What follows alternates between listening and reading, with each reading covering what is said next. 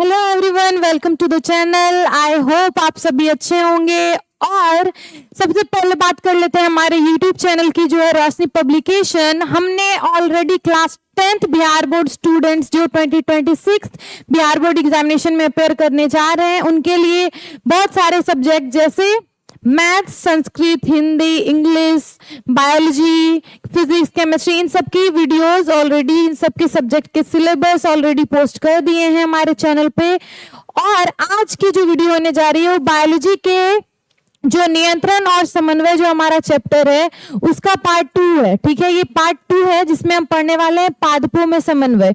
ये जीवों में समन्वय, हमने जीवों में समन्वय का जो वीडियो पहला बनाया है उसमें हमने मानवों में समन्वय कैसे होता है, नियंत्रण कैसे होता है, कुछ हार्मोन्स, हमारे मस्तिष्क, इन सब के बारे में जाना है। पूरा हमारा CNS, PNS, इन सब के बारे में जाना है। Central nervous system, brain, spinal cord, ये सारी चीजें हमने उस वीडियो में देखी है। तो आप जाके वो वीडियो पहले देख लें जिससे आपको ये जो चैप्टर है वो अच्छे से क्लियर हो जाए। फिर आप ये वीडियो देख सकते हैं जो है पादपों में समन्वय का, मतलब जो नियंत्रण और समन्वय है हमारा चैप्टर, उसका ये पार्ट 2 होने जा रहा है। ठीक है, तो बायोलॉजी का ये वीडियो जो हम स्टार्ट कर रहे हैं उसमें हम देख लेते हैं कि हमें क्या क्या पढ़ना है। तो पहले हम देखेंगे पादपों में समन्वय। पादप क्या है? पेड़ पौधे। ठीक है, वो पादप हो गए। तो पादपों में समन्वय कैसे होता है वो हम देख लेंगे। फिर दिशिक गति, गति जो होती है उनमें, पादपों में जो गति होती है उसके बारे में हम जानेंगे। ठीक है, फिर प्रकाशानुवर्तन देखेंगे, गुरुत्वानुवर्तन देखेंगे, जलानुवर्तन देखेंगे, पादप हार्मोन, ये सब देखेंगे कि जैसे ह्यूमंस में हार्मोन होते हैं, इंसानों में होते हैं, वैसे ही पादपों में भी हार्मोन्स होते हैं। ठीक है, तो उसके बारे में हम, और अगर ये चीजें आपको समझ नहीं आ रही है तो हम आगे देखेंगे हमारे इस वीडियो में, तो हमारे साथ बने रहिए। और अब हम स्टार्ट करने जा रहे हैं पादपों में समन्वय। तो हम क्या देख रहे हैं? जंतुओं में नियंत्रण के लिए तंत्रिका तंत्र होता है। हमने फर्स्ट चैप्टर जो हमारा फर्स्ट वीडियो देखा उसमें हम पढ़ रहे हैं जंतुओं में समन्वय। ठीक है, मानवों में समन्वय। तो इसके लिए क्या होता है? तंत्रिका तंत्र होता है। ठीक है, हमारा नर्वस सिस्टम होता है, क्या करता है वो? नियंत्रण, कंट्रोल। ठीक है, जो कंट्रोल चाहिए हमें बॉडी मूवमेंट्स के लिए या फिर जो जितनी भी क्रियाएं हमारे शरीर में हो रही है उसके लिए क्या होना चाहिए? कंट्रोल, एक नियंत्रण होना चाहिए। तो उसके लिए हमारे शरीर में एक सिस्टम है। ठीक है, सिस्टम है, वही सिस्टम है तंत्रिका तंत्र, नर्वस सिस्टम। तो विभिन्न जंतुओं में ये तंत्रिका तंत्र मौजूद होता है। ठीक है, लेकिन हम बात कर रहे हैं यहाँ पे क्या? पादपों की। ठीक है, प्लांट्स, जो प्लांट स्पीसीज है उसके बारे में हम बात कर रहे हैं। तो पादपों में ना तंत्रिका तंत्र होता है और ना ही पेशियां। ठीक है, मोशन के लिए इंसानों में क्या होती है? मांसपेशियां होती है। ठीक है, मांसपेशियों के थ्रू ही हमारे शरीर में कोई भी बॉडी पार्ट में मोशन होता है। हम चल रहे हैं तो मांसपेशी की मदद से, हाथ हिल रहा है तो मांसपेशियों की मदद से। तो पेशी कोशिकाएं पौधों में नहीं होती है। ठीक है, ना ही तंत्रिका तंत्र, नर्वस सिस्टम होता है। तो नियंत्रण इसमें कैसे होगा? समन्वय इसमें कैसे होगा? ठीक है, कोऑर्डिनेशन और कंट्रोल का प्रोसेस इसमें कैसे होगा? तो फिर भी वे उद्दीपन के प्रति प्रतिक्रिया करते हैं। उद्दीपन क्या हो गया? स्टिमुलस। ठीक है, स्टिमुलस के प्रति क्या करते हैं? वो रिएक्शन देते हैं। ठीक है, रिएक्शन उनका फिर भी होता है। इंसानों में रिएक्शन होता है किसकी मदद से? स्पाइनल कॉर्ड में जो नर्व्स हैं, ठीक है, CNS जो है हमारा, ब्रेन प्लस स्पाइनल कॉर्ड। ठीक है, स्पाइनल कॉर्ड। तो स्पाइनल कॉर्ड में क्या है? नर्व्स है। ठीक है, स्पाइनल कॉर्ड में नर्व्स है। नर्व्स क्या है? हमारे स्पाइनल कॉर्ड से पूरे बॉडी में फैली हुई है वो नर्व्स। नर्व्स के थ्रू क्या होता है? इंफॉर्मेशन कहाँ तक पहुंचता है? हमारे पूरी बॉडी से ब्रेन तक। और ब्रेन क्या करती है? हमें वो जो इंफॉर्मेशन है उसका यूज करके रिएक्शन देने में मदद करती है। ठीक है, तो पादपों में वो तंत्र है ही नहीं, वो सिस्टम तंत्रिका तंत्र का है ही नहीं। फिर भी वे क्या करते हैं? उद्दीपन के प्रति प्रतिक्रिया करते हैं। ठीक है, वो जो स्टिमुलस है उसके प्रति प्रतिक्रिया, रिस्पॉन्स देते हैं। स्टिमुलस क्या है? स्टिमुलस कोई भी बाहरी, क्या हो गया? एक तरह से बाहरी चीज जो हमें क्या करती है? प्रतिक्रिया जिसके प्रति हमारे शरीर में होता है वो है उद्दीपन। ठीक है, चेंज, एक तरह से कोई भी चेंज जिसके थ्रू क्या हुआ? हमारे बॉडी में कोई रिएक्शन हुई, वो है स्टिमुलस। तो स्टिमुलस, उद्दीपन के प्रति प्रतिक्रिया पादपों में फिर भी होती है, तंत्रिका तंत्र नहीं है और ना पेशियां हैं तब भी। तो कैसे होगी, अभी हम उदाहरण के थ्रू देखते हैं। तो छुई मुई के पौधे आपको पता होगा कि छुई मुई का पौधा होता है जिसमें छोटी छोटी पत्तियां होती है और वो छूने पर पत्तियां मुड़कर नीचे झुकती है। अगर छुई मुई उसे इसीलिए बोला जाता है क्योंकि अगर आप उसे छुएंगे तो पत्तियां मुरझा जाती है, एक तरह से सिकुड़ जाती है, ठीक है, और नीचे झुक जाती है। तो बीज के अंकुरन में जड़ नीचे और तना ऊपर बढ़ता है। ये आ गई, ये उदाहरण हमने देखा कि पौधों में तंत्रिका तंत्र नहीं है फिर भी अगर आप उसे छुएंगे, स्टिमुलस हो गया, क्या हमारा छूना स्टिमुलस हो गया, तो उद्दीपन हो गया। रिस्पांस क्या हुआ, पत्तियां मुड़ गई, ये क्या हुआ, रिस्पांस। तो पौधों में रिस्पांस से हो रहा है, तंत्रिका तंत्र सिस्टम नहीं है फिर भी रिस्पांस क्या हो रहा है, पौधे दे रहे हैं। और बीजों में अंकुरन, जड़ नीचे और तना ऊपर बढ़ता है। इसमें क्या देख रहे हैं, गतियों को देख रहे हैं, ठीक है। हमने क्या पढ़ा कि नियंत्रण और समन्वय में हम देखेंगे कि उद्दीपन का कैसे वो करते हैं, रिस्पॉन्स। साथ ही साथ हम क्या देखेंगे कि गतियां जो होती हैं, ठीक है, वो कैसे होती है पौधों में, क्योंकि उसमें पेशी कोशिका नहीं है, ठीक है, और साथ ही साथ उसमें तंत्रिका तंत्र नहीं है, तो भी जो गति होती है वो कैसे होती है। तो वृद्धि से स्वतंत्र गति, वृद्धि पर आधारित गति। एक गति जो होती है, दो टाइप की गतियां हैं। तो एक गति है जो वृद्धि से रिलेटेड है, ठीक है, वृद्धि से जुड़ी हुई है, वृद्धि पर आधारित है, और एक उससे स्वतंत्र है। वृद्धि जो पौधों में डेवलपमेंट जो उसका हो रहा है उससे लेना देना उसका नहीं है। तो दो तरह की गतियां होती हैं जिसमें वृद्धि से जुड़ा हुआ है दोनों बातें। जो पौधे बढ़ते हैं उससे एक जुड़ा हुआ है और उससे एक अलग है, ठीक है, उसके अलावा भी एक गति होती है। तो यहाँ हम देख रहे हैं बीज के अंकुरन में जड़ नीचे और तना ऊपर जाता है। बीज जब अंकुरित होता ही है तो आप देखते होंगे कि जिसका जो जड़ निकलता है वो क्या होता है, नीचे जाता है, जमीन के अंदर, जड़ ऊपर कभी नहीं आता है, ठीक है। पौधे जब हम लगाते हैं तो क्या होता है, उसका जड़ नीचे जाता है, जमीन के अंदर, ना कि ऊपर आता है। और वो तना जो बढ़ता है, जो स्टेम होता है, वो कहाँ जाता है, ऊपर की ओर, ठीक है। क्यों, क्योंकि वो प्रकाश की ओर आगे बढ़ता है, क्योंकि तने में क्या होगी, पत्तियां निकलेगी, पत्तियों के थ्रू क्या होगा, फोटोसिंथेसिस, प्रकाश संश्लेषण की क्रिया होगी और पौधे बढ़ेंगे, ठीक है। तो ये क्रियाएं क्या है, वृद्धि से रिलेटेड है, ठीक है, वृद्धि पर आधारित है। और साथ ही साथ हम देखेंगे वृद्धि से स्वतंत्र जो गति होती है वो भी। तो आ जाते हैं हमारे नेक्स्ट स्लाइड पे, उद्दीपन के लिए तत्काल अनुक्रिया, ठीक है। उद्दीपन के लिए तत्काल, उद्दीपन क्या होगी, स्टिमुलस, और अनुक्रिया क्या होगी, प्रतिक्रिया, रिएक्शन। तो छुई मुई में वृद्धि रहित त्वरित गति होती है। छुई मुई क्या है, वृद्धि रहित त्वरित गति होती है। उसमें जो रिएक्शन वो देते हैं उसके डेवलपमेंट से लेना देना नहीं है। वो छोटे भी पौधे उतना ही रिएक्शन देंगे जितना कोई बड़ा पौधा देगा, ठीक है। पादप स्पर्श को वैद्युत रासायनिक साधनों से संचालित करते हैं। छुई मुई जो होती है, छुई मुई का जो पौधा होगा वो क्या करते हैं, उसमें जब हम स्पर्श करते हैं, छूते हैं, तो उसमें एक वैद्युत रासायनिक प्रक्रिया होगी, ठीक है। और उसी के द्वारा ये क्या करते हैं, रिएक्शन जो देते हैं उसी के वैद्युत रासायनिक प्रक्रिया के द्वारा देते हैं, ठीक है। वैद्युत रासायनिक प्रक्रिया में क्या हो गया, इलेक्ट्रिक और केमिकल, ठीक है, इलेक्ट्रिसिटी और केमिकल आ गया इसमें। ये वाला प्रोसेस क्या होता है, उसमें होता है पादपों में, छुई मुई में, और क्या करते हैं वो रिएक्शन हमें देते हैं। जब हम छूते हैं तो हमें क्या होता है, पत्ते मुरझा जाते हैं, सिकुड़ जाते हैं। वो रिएक्शन किसकी प्रक्रिया के द्वारा होता है, वैद्युत रासायनिक प्रक्रिया द्वारा। अभी आपको डिटेल में नहीं जानना है, आप सिर्फ ये चीज याद कर सकते हैं कि वैद्युत रासायनिक प्रक्रिया के द्वारा छुई मुई का जो पौधा है, पादप है, वो क्या करेगा, प्रतिक्रिया देता है, अनुक्रिया देता है। विशेष कोशिकाएं जल की मात्रा बदलकर आकृति बदलती हैं। कुछ कोशिकाएं जो पादपों में होती हैं वो क्या करती हैं, जल की मात्रा को बढ़ाकर घटाकर क्या करती हैं, आकृति बदलती हैं, जिससे भी उसमें क्या होता है, अनुक्रिया होता है, ठीक है। रिएक्शन एक होता है जब वो जल की मात्रा को बदलते हैं, ठीक है। तो ये क्या हो गया, वृद्धि रहित हो गया। वृद्धि का इससे कोई लेना देना नहीं है, डेवलपमेंट का कोई लेना देना नहीं है, ठीक है। जैसे छुई मुई में जो वैद्युत रासायनिक प्रक्रिया हो रही है उसमें भी वृद्धि का कोई लेना देना नहीं था, कोई रिलेशन नहीं था। वैसे ही विशेष कोशिकाएं कुछ जल की मदद से क्या करती हैं, रिएक्शन देती हैं, ठीक है, जल की मात्रा को बढ़ा घटाकर। फिर हम आ जाते हैं वृद्धि के कारण गति, ठीक है। प्रतान टेंड्रिल्स जो है आधार को पकड़ते हैं, ठीक है, क्या करते हैं, बेस, आधार को पकड़ते हैं। फिर संपर्क वाले भाग की वृद्धि धीमी, दूर के भाग की तीव्र। क्या हो गया, जो ये प्रतान होती है, आप देख सकते होंगे पेड़ पौधे कुछ जो होते हैं उन्हें सपोर्ट चाहिए होता है, ठीक है। तो जब वो आधार किसी बेस को पकड़ते हैं, हम क्या देते हैं, अगर कोई लता है तो उसे हम कोई सपोर्ट देते हैं, कोई लकड़ी हो गई या फिर कोई पोल, तो उसमें क्या कर रहे हैं, वो आधार हो गया, उसका बेस हो गया, वो उसी के थ्रू वो बढ़ेंगे, ठीक है। तो संपर्क वाला जो भाग होता है, जिससे क्या हो रहा है, जो लता है उसका संपर्क हो रहा है किसी पोल या लकड़ी से, तो वो उस वाले भाग की वृद्धि धीमी होगी, और जो दूर है उससे भाग जो बढ़ रहा है, ठीक है, उसमें वृद्धि क्या है, तीव्र है, ठीक है। दूर के भाग की वृद्धि क्या है, तीव्र है। परिमाण स्वरूप क्या होता है, प्रतान लपेट कर चढ़ता है, क्योंकि सिर्फ आगे वाला भाग क्या हो रहा है, बढ़ रहा है, ठीक है।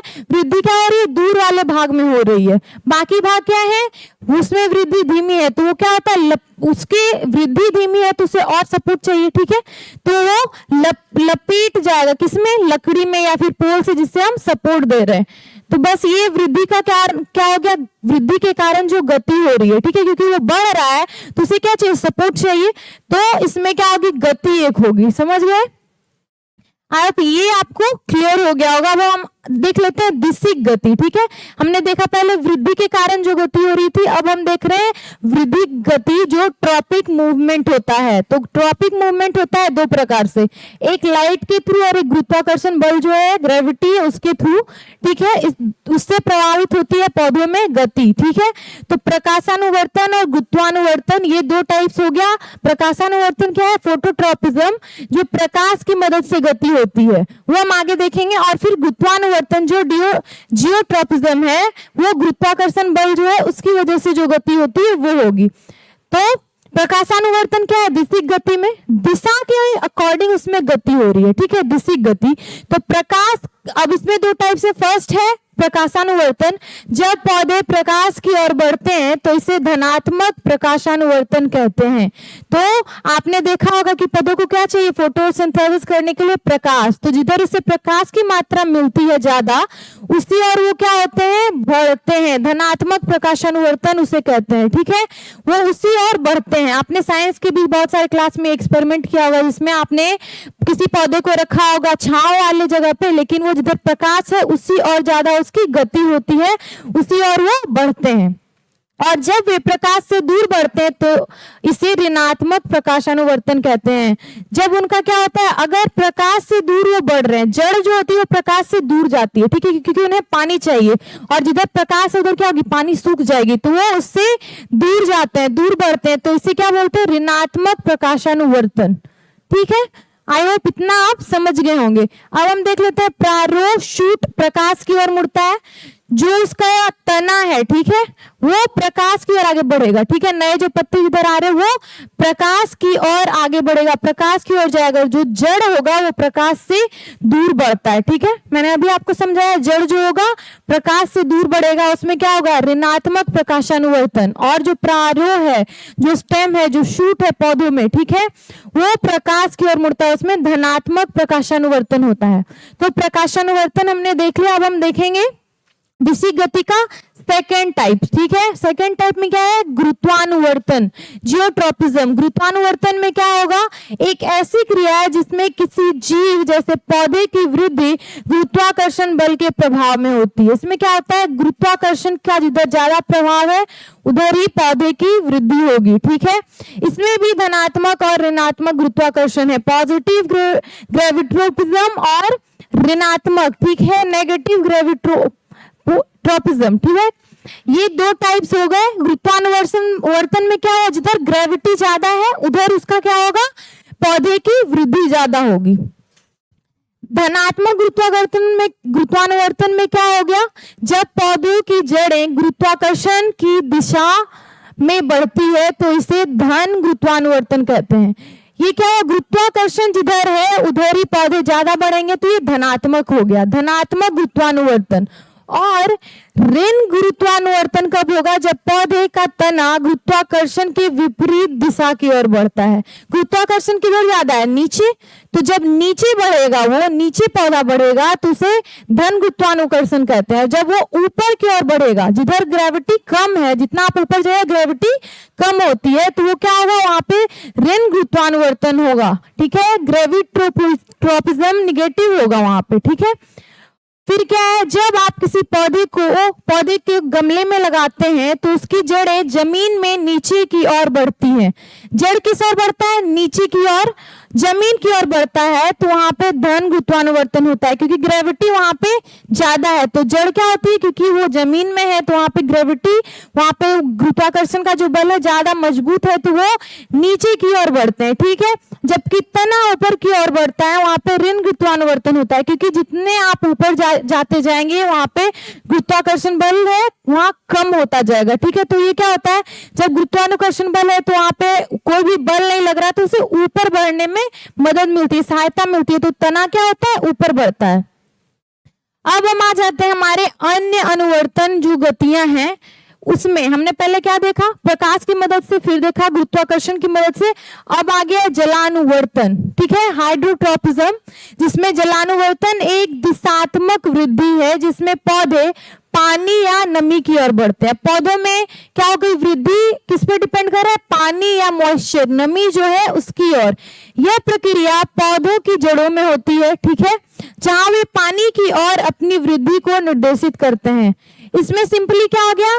नाम से क्लियर है, जलानुवर्तन क्या है? जिधर जल होगी, मॉइस्चर होगा, क्योंकि पौधों को प्रकाश संश्लेषण की प्रक्रिया के लिए, वृद्धि के लिए क्या चाहिए? जल की भी आवश्यकता है। तो जिधर जल उसे मिलेगी उस और पौधों की वृद्धि होगी। तो जड़ क्या करते हैं? पानी को खींचने में मदद करते हैं। तो जिधर पानी है उधर क्या होती है? जड़ की वृद्धि ज्यादा होती है। ठीक है, सबसे पहले तो जड़ किधर होगा? गुरुत्वाकर्षण बल ज्यादा होगा उधर, तो वो नीचे की ओर जाते हैं। नीचे ही क्या है? पानी भी है। तो ये सारी क्रियाएं क्या हो रही है? साथ में हो रही है। तो पानी जहां है फिर उधर की ओर जड़ का क्या होता है? वृद्धि होता है। ठीक है, अब एग्जाम्पल हम एक देख लेते हैं। यदि आप मिट्टी में एक सूखे और गीले क्षेत्र के बीच एक पौधा लगाते हैं तो आप देखेंगे कि जड़ें गीले क्षेत्र की ओर बढ़ती है। अगर आपने कभी पौधा प्लांट किया होगा, लगाया होगा, तो आप जानते होंगे कि जिधर ज्यादा पानी की मात्रा है उधर जड़ क्या होगा? उसकी जड़ की वृद्धि होगी। तो इस एग्जाम्पल में यही बोला जा रहा है। अब हम देख लेते हैं कि रसायनुवर्तन क्या है। रसायन जिधर ज्यादा होगा, केमोट्रोपिज्म क्या है? एक ऐसा विकास जिसमें जीव, बैक्टीरिया, कवक और पौधे किसी बाहरी रसायन द्वारा निर्देशित होते हैं। ठीक है, इसमें सिर्फ पौधों की बात नहीं की जा रही है, इसमें बैक्टीरिया और कवक इन सब की बात की जा रही है, जिसमें बाहरी रसायन जो है, ठीक है, केमिकल्स जो हैं उसके द्वारा क्या करते हैं? उसकी वृद्धि और विकास निर्भर करती है। ठीक है, बाहरी रसायन पर। यह जीवों को विशेष रसायनों की ओर बढ़ने या उनसे दूर रहने में मदद करता है। ये जो क्रिया होती है, ये जो गति होती है पौधों का या फिर बैक्टीरिया, कवक, इन सब की हेल्प करती है किसमें? या तो अगर रसायन उनके लिए अच्छा है तो उसकी ओर जाने में, उसकी ओर वृद्धि करने में, या फिर रसायन अगर टॉक्सिक है, कोई भी केमिकल टॉक्सिक भी हो सकता है जीवों के लिए या फिर पौधों के लिए, तो उससे दूर रहने में। ठीक है, अब हम एग्जाम्पल देख लेते हैं कि कुछ बैक्टीरिया अपने भोजन के लिए या जहरीले पदार्थों से बचने के लिए केमोट्रोपिज्म का उपयोग करते हैं। रसायनुवर्तन का क्या करते हैं? उपयोग करते हैं। कुछ बैक्टीरिया अगर भोजन चाहिए उन्हें, तो भोजन भी क्या एक तरह का केमिकल्स है ना भोजन में भी, तो अगर उन्हें पता चल रहा है कि इधर भोजन है, केमिकल है, तो वो रसायनुवर्तन की प्रक्रिया के द्वारा क्या होते हैं? उस भोजन की ओर बढ़ते हैं। लेकिन अगर जहरीला कोई पदार्थ है तो वो भी उन्हें क्या होता है? रसायनुवर्तन की प्रक्रिया के द्वारा पता चल जाता है कि हमें यहाँ से क्या होना है? दूर जाना है, इससे बचना है, अपने आप को बचाना है। तो यहाँ कुछ कवक पौधों की भी हम बात कर लेते हैं। कवक पौधों की जड़ों द्वारा जारी रसायनों से आकर्षित होते हैं और उनके स्रोत की ओर बढ़ते हैं। ठीक है, कुछ कवक होते हैं जो पौधों की जड़ों में पाए जाते हैं, जैसे बहुत सारे कवक हैं जो दलहन वाले क्या होता है? पौधों में पाए जाते हैं, तो उसमें क्या होते हैं? वो रसायन की ओर आकर्षित होते हैं। ठीक है, कुछ कवक जो पौधों की जड़ों में पाए जाते हैं वो रसायनों की ओर आकर्षित होते हैं। ठीक है, तो उनके स्रोत की ओर वो बढ़ेंगे। अगर वो रसायन जो है केमिकल्स की ओर अट्रैक्ट होते हैं तो जिधर रसायन है वो ऑब्वियसली उसी तरफ आगे बढ़ेंगे। तो जो उनका स्रोत है, जो सोर्स है उस रसायन का, उस ओर वो बढ़ते हैं। ठीक है, तो कुछ कवक क्या है, पौधों के लिए क्या है, हेल्पफुल भी है, उन्हें अच्छा, उन्हें जो गुड रसायन है, गुड केमिकल्स है, उन्हें अपने अंदर लाने में, जैसे नाइट्रोजन को लाने में मदद करते हैं। ठीक है, फिर हम आगे देख लेते हैं, पौधों में रसायनोवर्तन पराग नलिका को बीजांड तक ले जाने में मदद करता है, जो निषेचन के लिए आवश्यक है। ठीक है, पौधे में क्या होता है, फूलों में निषेचन होता है। ठीक है, तो जो रसायनोवर्तन की प्रक्रिया है, ये क्या है, रासायनिक प्रक्रिया है, तो पराग नलिका को बीजांड तक ले जाने में मदद करती है, जो पॉलेंस होते हैं। ठीक है, उसी के द्वारा निषेचन की क्रिया होती है ना। तो जब तक पॉलन क्या है, फीमेल पार्ट है, ठीक है, और बीजांड क्या है, मेल पार्ट, तो फीमेल पार्ट को मेल पार्ट तक ले जाने में ये क्रिया मदद करती है। इसके द्वारा उसमें क्या होता है, निषेचन की प्रक्रिया होती है, और क्या होता है, पौधे फिर अपने पौधों में जनन की जो प्रक्रिया है उससे ये रिलेटेड है। ठीक है, तो अन्य अनुवर्तन गतियां आपको समझ में आ गई होंगी। अब हम देख लेते हैं नेक्स्ट स्लाइड में कि पादपों में जो सूचना का संचार है वो कैसे होता है, क्योंकि हमने पहले क्या देखा कि पादपों में तंत्रिका तंत्र नहीं है, पेशी कोशिकाएं नहीं है। हमारे मनुष्य में क्या है, तंत्रिका तंत्र, एक नर्वस सिस्टम है जिसके थ्रू क्या होता है, इंफॉर्मेशन का पासन होता है, इंफॉर्मेशन का संचार होता है, सूचना का संचार होता है। तो यहाँ पे तीव्र गति सूचना संचार होती है, पादपों में जरूरी होती है। ठीक है, क्योंकि हमारे मनुष्य में भी क्या है, जल्दी होना चाहिए, तीव्र होना चाहिए, क्या, सूचना का संचार, तभी रिएक्शन क्या होगा, रिएक्शन टाइम हमारा सही होगा, ना कि लेट। तो पादपों में भी तीव्र गति चाहिए, क्योंकि उन्हें भी सेम क्या करना है, बचाव करना है अपना, या फिर इंफॉर्मेशन जल्दी पहुंचाना है पूरा जो प्लांट का बॉडी पार्ट्स है उस तक। तो पादप विद्युत संकेतों का प्रयोग करते हैं, पादप क्या करते हैं, विद्युत संकेतों का प्रयोग करते हैं, और रासायनिक संदेश वाहक का भी उपयोग करते हैं। तो पादपों में अगर तंत्रिका तंत्र नहीं है, नर्वस सिस्टम नहीं है, तो वो किसके यूज कर रहे हैं सूचना के संचार के लिए, विद्युत संकेतों और रासायनिक संदेश वाहक। ठीक है, केमिकल्स और इलेक्ट्रिसिटी एक तरह से आप बोल सकते हैं, इलेक्ट्रॉन्स, इन सब का वो क्या करते हैं, यूज करते हैं सूचना के संचार के लिए। अब देख लेते हैं हमारे नेक्स्ट स्लाइड में पादप हार्मोन जो है, ठीक है, जो केमिकल्स है, रसायन वाहक कौन है, केमिकल्स जो होते हैं, हार्मोन्स जो होते हैं वही है क्या है, रासायनिक संदेश वाहक। तो इसमें पाया जाता है ऑक्सिन, सबसे पहले जो हार्मोन है वो है ऑक्सिन, जो कोशिकाओं की लंबाई को बढ़ाता है। ऑक्सिन क्या करता है, कोशिका जो है, पादप प्लांट्स में जो सेल्स हैं, कोशिकाएं हैं, उनकी लंबाई को बढ़ाता है, ताकि उनमें डेवलपमेंट हो सके, वृद्धि हो सके, या फिर जुड़ सके, इंफॉर्मेशन एक दूसरे तक पहुंच सके, एक बॉडी पार्ट से दूसरे बॉडी पार्ट तक। फिर जिबेरेलिन है जो तने की वृद्धि में सहायता करता है। ठीक है, ये हार्मोन क्या करता है, तना, जो स्टेम की वृद्धि है, स्टेम का मजबूत होना जरूरी है। ठीक है, कोई भी प्लांट है उनका स्टेम मजबूत होगा तभी वो प्लांट क्या होगी, मजबूत हो पाएगी, उनका वृद्धि क्या होगा, अच्छे से हो पाएगा। फिर साइटोकाइनिन है जो कोशिका विभाजन बढ़ाता है, साइटोकाइनिन कोशिका विभाजन में मदद करता है। ठीक है, कोशिका विभाजन क्यों जरूरी है, पादपों में वृद्धि के लिए कोशिका विभाजन जरूरी है। तो ये साइटोकाइनिन भी है, ये इंपॉर्टेंट हार्मोन्स है, सारे इंपॉर्टेंट है ये चारों हार्मोन्स, बस साइटोकाइनिन क्या है, उनकी वृद्धि के लिए इंपॉर्टेंट है। फिर एबिसिक अम्ल है जो वृद्धि को रोकता है और पत्तियों का मुरझाना कराता है। पत्तियों का मुरझाना भी जरूरी है, अगर कोई पत्ती खराब है लेकिन वो पेड़ से लटकी हुई तो क्या होगा, उसके लिए हार्मफुल हो सकता है, उसके जो रिसोर्सेज है, जो एनर्जी उसका वेस्ट है। तो ये क्या करता है, वृद्धि को रोकता है। ठीक है, पौधों में जो वृद्धि हो रही है उसे रोकता है और पत्तियों का मुरझाना कराता है। कोई भी पत्तियां मुरझा रही हैं या फिर कोई उनका तना सूख रहा है, ये कौन सा मदद करता है, एबिसिक। ठीक है, एबिसिक जो ये अम्ल है वो हेल्प करता है पादपों में उनके मुरझाने को के काम को या फिर सूखने के काम को करने के लिए, ताकि उनकी वृद्धि हो सके और उनका एनर्जी जो यूज है, जो फूड का यूज है, वो सही जगह पे हो सके। अब हम ऑक्सिन का कार्य देख लेते हैं।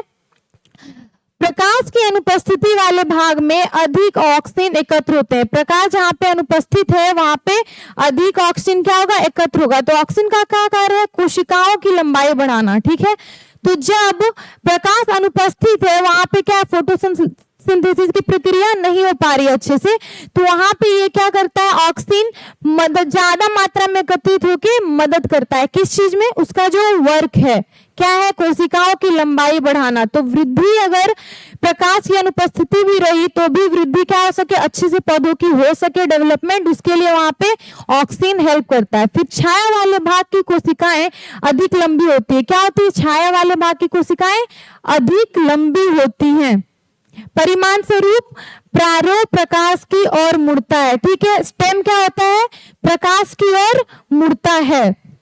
क्योंकि कोशिकाएं लंबी हो गई तो जो कोशिकाएं छांव में है उसकी कोशिकाएं लंबी हो गई, वहां पे क्या वृद्धि हो गई, तो क्या मिला, जो स्टेम हमारा है जो प्रकाश की ओर जा सकता है उसे क्या हेल्प मिला कि प्रकाश की ओर जाने का और पौधों की वृद्धि होने का और फोटोसिंथेसिस की जो प्रक्रिया है उसमें हेल्प के लिए। तो ऑक्सीन कि ये क्या थी, इंपॉर्टेंस थी पादपों की वृद्धि और नियंत्रण और समन्वय में।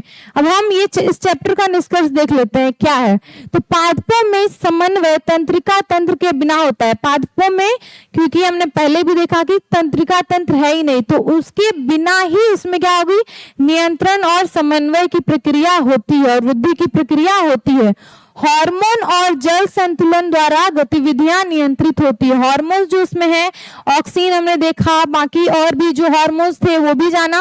और फिर जल संतुलन द्वारा जल की क्या होती है, जल के क्या, वहां पे जल को एक जगह से दूसरी जगह क्या करके चेंज करके जल का जो मात्रा है, जल की मात्रा, उसके द्वारा भी गतिविधियों को वो नियंत्रित करते हैं। फिर पादप भी उद्दीपन के प्रति सजीव प्रतिक्रिया करते हैं। पादप भी क्या होते हैं, रिएक्शन देते हैं, जो स्टिमुलस है उसके प्रति रिएक्शन देते हैं। इसके लिए हमने क्या देखा, छुई मुई का जो पौधा है उसे देखा कि उसमें तंत्रिका तंत्र नहीं है, फिर भी अगर आप उसे टच करेंगे तो वो रिएक्शन देता है, उसकी पत्तियां क्या होती है, मुरझा जाती हैं। तो तंत्रिका तंत्र हो ना हो कोई फर्क नहीं पड़ता, फिर भी वो क्या, हार्मोन, जल संतुलन, इन सब की मदद से वो क्या करते हैं, सजीव प्रतिक्रिया देते हैं, रिएक्शन, एक लाइव रिएक्शन वो देते हैं। तो आपको ये चैप्टर बहुत ही अच्छे से क्लियर हो गया होगा। कोई भी डाउट है तो आप हमारे कमेंट सेक्शन में अपने डाउट्स को लिख सकते हैं और उसका रिप्लाई आपको जरूर मिलेगा। और साथ ही साथ अगर आपको ये वीडियो अच्छी लगी तो प्लीज इस वीडियो को लाइक करें, अपने फ्रेंड्स के साथ शेयर करें और